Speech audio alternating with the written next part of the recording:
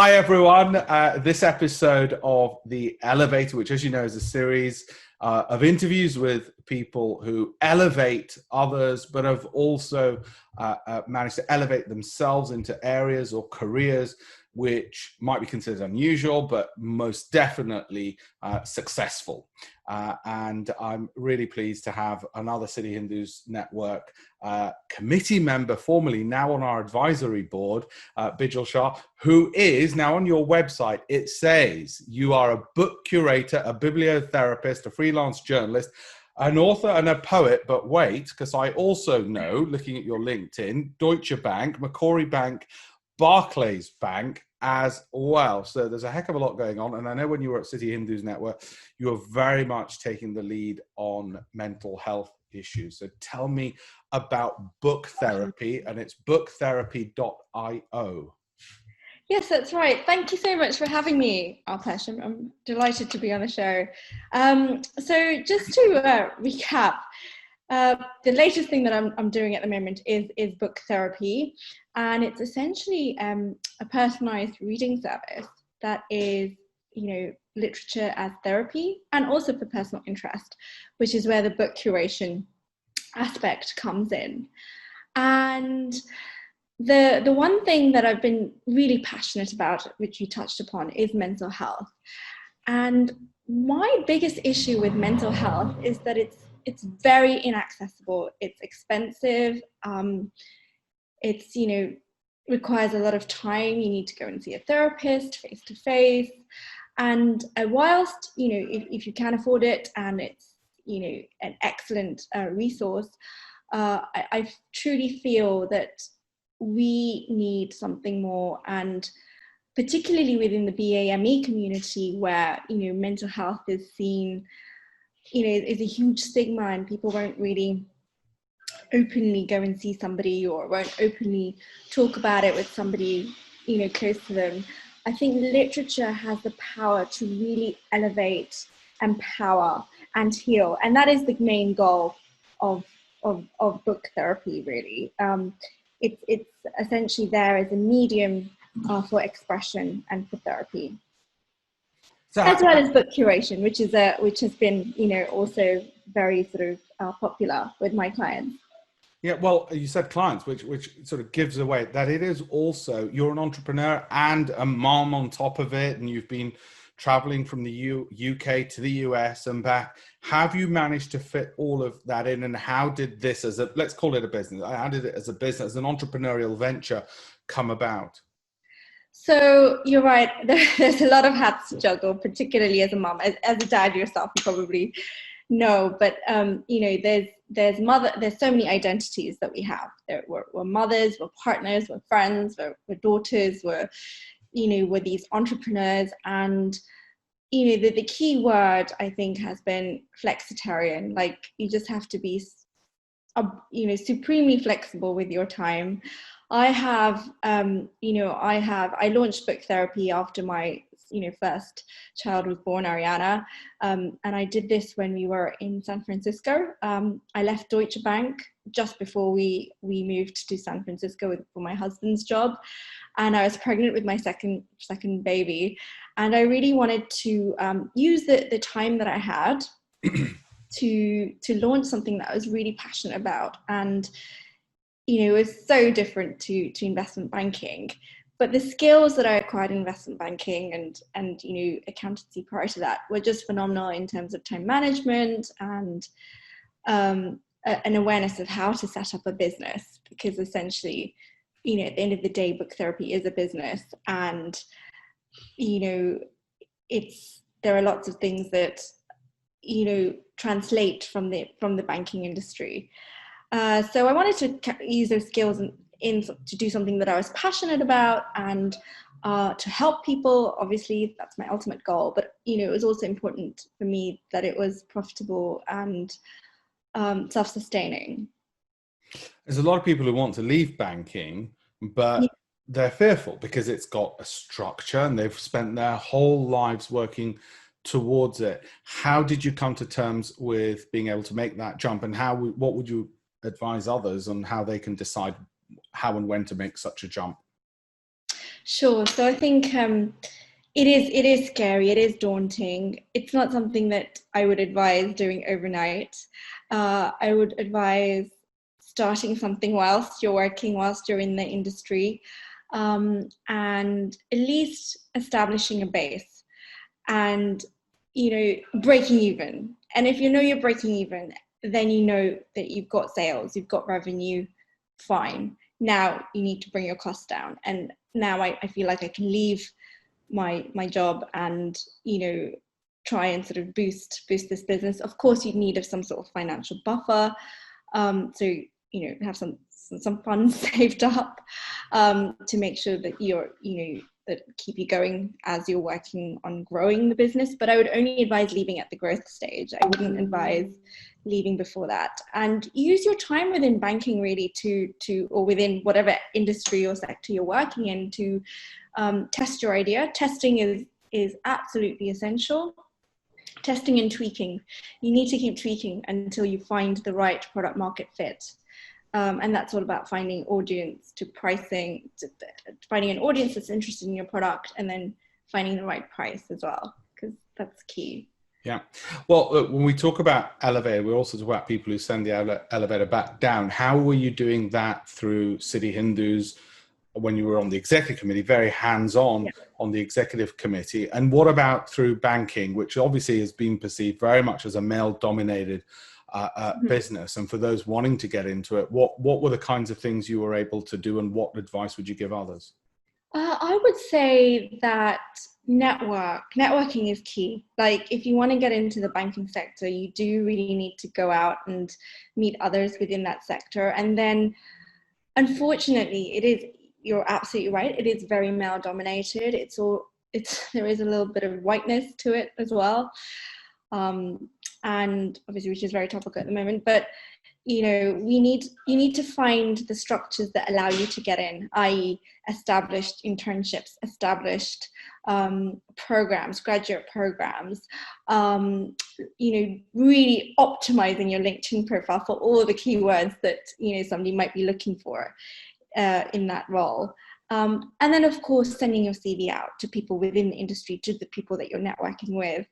Talking to people, refining, learning. That is key.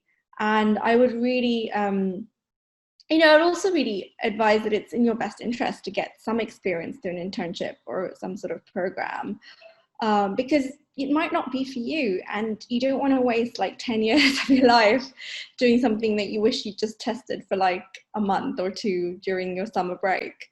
So I would really advise that try and get a taste of it, get a flavor for it through hands-on experience, through talking to others, through building a network, and then seeing if it's for you. If it's for you, yes, definitely persevere. Go through these structured internships, fellowships, programs. It is the only way. Try and broaden your education as much as you can beyond just a graduate degree. Go for that master's, go for that PhD. It's such a competitive world now, and all of those things help. Of course, if for some reason you can't do it, then the next best thing is network. There is no substitute for a network, and there are people who've made it without these degrees, etc., because of the network, because of the hustle, and that is the next best alternative. Obviously, at the time we're recording this, that there's COVID, there's lockdown, there aren't that many sort of events going on. What's the next best substitute? Is it really just pinging people on LinkedIn in the right manner? And if it is, then what about those people who don't necessarily, have the advice from good mentors? How do they get a bit of that advice and knowing what to do, who to reach? Yes, that's obviously very tough right now, especially during COVID. I would, personal messages through LinkedIn, researching people on LinkedIn, cold calling. I know cold calling is just horrid, but it's worth doing. Go out and introduce yourself to people. Ask your friends to introduce you to people that they might know that can help. And even if on your first email you don't get a response, do it 10 times. research has shown that with cold calling, you need to contact somebody at least 10 times before you're going to get a response. So it is that sort of perseverance and dedication that's very much is a pull factor. It's a push factor, because you're going out and you're pushing somebody to respond to you. But the other thing that you can do is the pulling, which is, like I mentioned before, really optimizing your LinkedIn profile, really putting yourself out there, even if it's just like volunteering through an organization. I know people feel that, oh, I'm giving up my time, I'm doing something that's not giving me any, feels like you're not getting anything back, but you'll be getting a ton back, because you'll be making contacts, you'll be building relationships that will help you in the future. And I think volunteering is one of the best ways to really build up your network, especially through my own experience of CHN. I think it's given me so much. So I would really advise finding those volunteering opportunities as well, to really build your profile in your network. Fantastic. Actually, I can echo that, because I know when we set up TIE, the Indus Entrepreneurs in London, if I hadn't volunteered to be part of that committee, I literally would not have a hedge fund business, which sounds weird to say. But yeah, it was volunteering in an organization. So I think you're absolutely right. And even in periods like this, much can be done. I'm going to put you on the spot now. And I really want to know the answer to this personally, let alone everyone else. Tell me 3 books I've just got to read. They can be from this year. They could be, ever. But preferably contemporary books, things that I almost certainly would have missed, that you think that you've got to read. Well, I'll personalize this for you. So you need to let me know, what do you like, fiction or non-fiction? I tell you what, I'm re-listening to Fermat's Last Theorem at the moment. I'm afraid. And I just love being lost in, geeky mathematics. But equally, I love Rumpole the Bailey, listening to and reading those, or Yes Minister. So a very eclectic taste. Very electric taste. And you're very into politics, aren't you? Yes, exactly. Politics. Okay. So one of the books that's literally just come out last week, which I think you will love, is called The World. Oh, okay. And it's essentially a primer on world history. Like, yes, we all we all have our pockets of history that we have a good understanding of. But what I love about this book is it's written by this guy in the United States, not affiliated with any political parties, but part of the a major international relations think tank.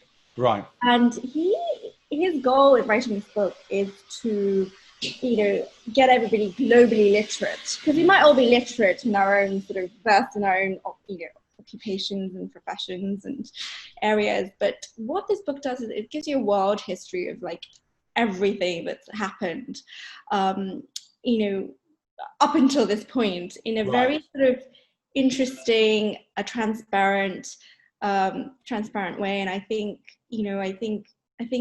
it's a book that I think everybody should read, particularly you if you're into sort of politics and history. And also very timely, given globalization, given that, the interconnectedness. I mean, COVID alone reminds us of that. Fantastic. Well, I've made a note of that one. I want to thank you for being on our advisory board for City Hindus as well. Anything you want to sort of leave as a lasting message, whether it's to the mums thinking of setting up their own business, whether it's somebody thinking of jumping ship in a profession or climbing in that profession, or whether it's those people going through a tough time at the moment and thinking, book therapy, messages to any and all of those groups. Okay. There's 2 particular messages that I think would be great. One is,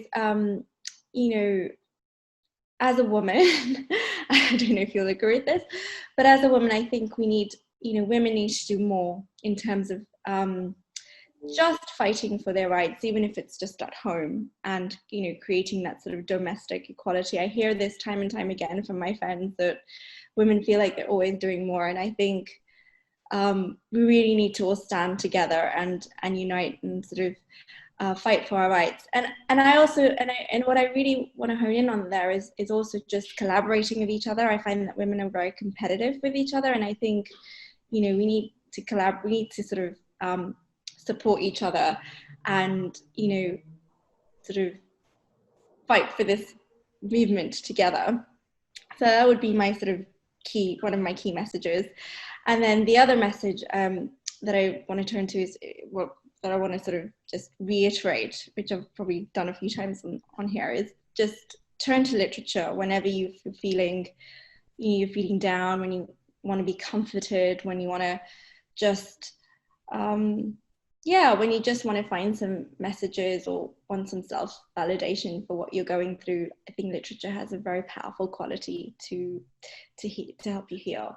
Any strong healing books you've come across recently? The one that I love and that I pretty much prescribe to everybody who's going through a really difficult time is Viktor Frankl's Man's Search for Meaning. Yeah, I think it's a great book on loss and suffering. And his premise is that through suffering we find meaning, and we also find the courage to carry on. So I would totally suggest that one. And then the other one that I really liked was Laurie Gottlieb's Maybe You Should Talk to Someone. She's essentially a therapist, and I think one of her series is coming out on Netflix soon, produced by Eva Longoria, the Desperate Housewives actress. But it's a great book on therapy and the power of therapy, and this is sort of face-to-face psychotherapy. But I think both books are brilliant in raising awareness of how important mental health is, and self-care and all of that, and that we should give ourselves that time, the time that we need to sort of boost our own mental health. Now, it's been a bit remiss of me because I've stolen all this fantastic free advice you've given, but I want everybody to go to booktherapy.io. And earlier on, I shared a screenshot of that as well. So booktherapy.io. And I'm sure it's going to be, well, I know it already is, but I'm sure it's going to be an even bigger global success, not least because it was born in California. It's nice to see an American business set up over here, because that's what you've done. You've reset up over here. So I'm really pleased to see that side of things as well. Bijal, thank you so much. And once again, thank you for being on our advisory board at City Hindus Network as well. And we look forward to doing much more with you and the things and the topics you've raised through CHN as well. Thank you. Thanks so much, Alpesh. Thank you for having me. It's been a great pleasure. My pleasure. Thank you.